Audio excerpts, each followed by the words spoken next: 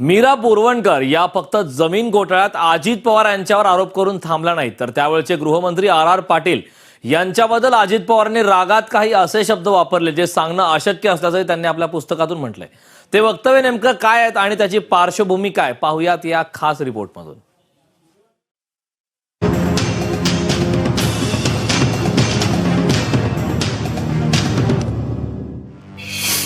अजित पवारांनी आर पाटलांबद्दल अपशब्द वापरले। बोरवणकर म्हणतात ते शब्द मी इथे लिहूही शकणार नाही। अजित पवारांचा आर पाटलांवर राग होता। आपल्या कामाच्या सपाट्यामुळे आणि राजकीय भूमिकांमुळे चर्चेत असणारे अजित पवार पुन्हा एकदा मीरा बोरवणकरांच्या आरोपांनी मध्यभागी आले। पुण्यातील जमीन लिलावात अजित पवारांनी दबाव आणल्याचा आरोप करतानाच मीरा बोरवणकरांनी आणखी एक खळबळजनक आरोप केलाय। ते म्हणजे अजित पवारांनी तत्कालीन गृहमंत्री आर पाटलांबद्दल अनेक आपत्तीजनक शब्द वापरले। पुण्यातील पोलिसांच्या जमिनीच्या लिलावाला मी विरोध केल्यानंतर त्या मंत्र्यांनी एरवाडा जेलचा नकाशा टेबलावर भिरकावला आणि त्यावेळीचे गृहमंत्री आर पाटलांबद्दल अनेक असे शब्द वापरले जे मी ते आता लिहून पण शकणार नाही। आता बोरवणकरांच्या या खळबळजनक आरोपानंतर अजित पवारांनी आर पाटलांबद्दल असे नेमके काय शब्द वापरले आणि कोणत्या रागातून वापरले असा सवालही उपस्थित होऊ लागलाय। आर पाटील राज्याचे गृहमंत्री असताना गमतीत का होईना मात्र आपल्याला गृह खाता हवं होतं, पण ते मिळालं नाही अशी खंत अजित पवारांनी अनेकदा बोलून दाखवली।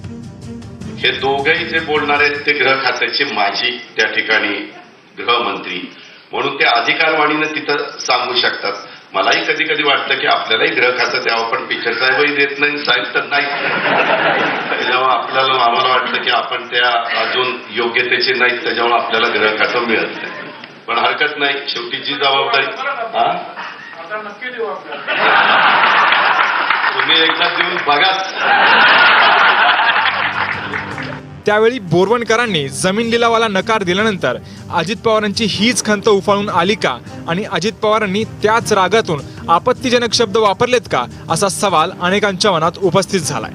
आर पाटलांचं कौतुक करताना अजित पवार मस्करीत का होईना बऱ्याच गोष्टी अनेकदा सभेत उघडपणे बोलून गेलेत। ही गोष्ट आली, नाशिकचं आलं की आम्हाला पार्टी सांगते की भुजबळ साहेबांनी बघावं, पुण्याचं आलं की सांगतात अजित पवारांनी बघावं, नगरचं आलं की बबनरावांनी बघावं, कोल्हापूरचं आलं की मुश्रीफ साहेबांनी। तसं आर पाटलांच्यावर आलं की सांगलीचं नाव येतं जयंत पाटलांचं। आम्ही विचार करतो आर पाटलांचं कसं काय कोणी नाव घेतलं। आर पाटील म्हणतो मी सांगली विंगलीचा नाही, मी महाराष्ट्रात आहे।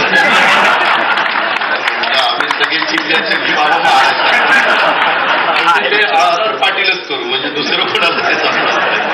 आणि मग ते तेवढे बरोबर वेळ मारून पिचर साहेब कितीदा मीटिंग मध्ये मी महाराष्ट्रात आहे, तुम्ही असली छोटी मोठी मला सांगत बरं बाबा आम्ही नाही छोटी मोठी। एवढंच का, आर पाटलांच्या उंचीवरूनही अजित पवार अनेकदा बोलले होते। एवढी फोटो वाढतात, मी पण सारखं बघत असतो आपलं फोटो वाढले, मी काही पोलिसामध्ये नाहीये। मी आरला पण सांगत असतो, मी आरला नेहमी सांगतो अहो आर पाटील साहेब तुम्ही जरा जास्त उंचीचे पोलीस भरत चला ना। आर असा माझ्याकडे बघतो, तुम्ही माझी चेष्टा करता काय?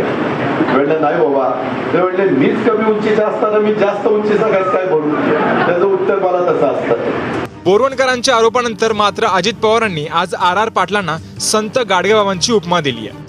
मी आपल्याला एवढंच सांगतो की वेगवेगळ्या पद्धतीची कामं करत असताना सध्या तर आपला जसं आम्ही आर पाटील स्वर्गीय त्यांना आधुनिक गाडगेबाबा म्हणायचो, आधुनिक गाडगेबाबा म्हणून आमदारांचा आरचा उल्लेख व्हायचा।